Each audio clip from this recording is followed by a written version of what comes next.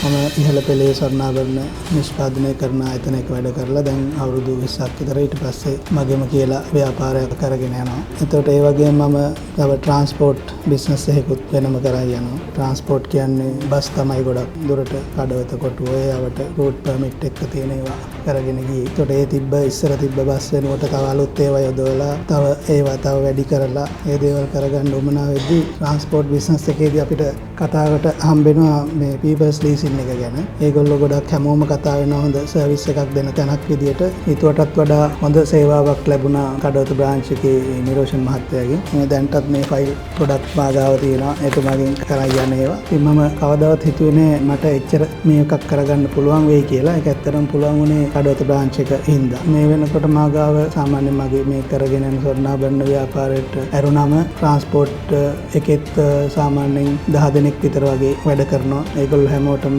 රස්සාව දීලා තියෙන්නේ මම ඒ ව්‍යාපාරේ හින්දා. ඒ හැම එකටම සපෝට් එකක් හම්බුනේ පීපල්ස් ලීසින් ආයතනයෙන් ඇත්තටම. ඒ වගේම මම මේ ව්‍යාපාරේ දැන් මම කරන ස්වර්ණාභරණ ව්‍යාපාරයටත් මට ලෝන් එකක් කරහා වෙන ෆැසිලිටි එකක් ගත්තා. ඒ ගත්ත ඇත්තටම මේ ව්‍යාපාරයකට සහයෝගයක් විදියට රත්තරන් මිල දී ගන්න. ඉතින් ඒ සහයෝගය මට නිරන්තරයෙන්ම කඩවත බ්‍රාන්ච් එකෙන් ලැබෙනවා. ඉතින් මම කියන්නේ ඔයගොල්ලෝ හැමෝටම පීපල්ස් ලීසින් කියන්නේ ගොඩක් විශ්වාසවන්ත. ඒ වගේම අද වෙළඳපොලේ තියෙන ඒවත් එක්ක මෙතුමාගේ හොඳ රේට් එක අඩුවෙන් තමයි අපිට ලැබෙන්නේ. සමහරට ඔයගොල්ලෝ හිතන්නෙත් නැති වෙයිම අපිට මේක කරගන්න පුළුවන් වේද ගිහිල්ලා කතා කරලා බලන්න. ලොකු සේවාවක් ඒ වගේම අනිවාර්යයෙන්ම කරගන්න පුළුවන් කියලා හිතනවා.